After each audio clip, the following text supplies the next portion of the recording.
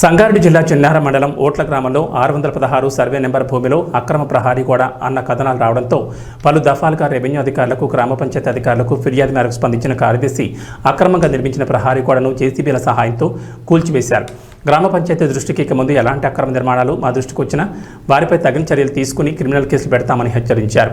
ఇక ముందు ఓట్ల గ్రామ రెవెన్యూలో ఎలాంటి అక్రమ నిర్మాణాలు చేపట్టొద్దని తెలిపారు. 616 సర్వే నెంబర్ వెంచర్ భూమిలో వెళ్లకుండా జేసీబీ సహాయంతో కందకం తీశారు.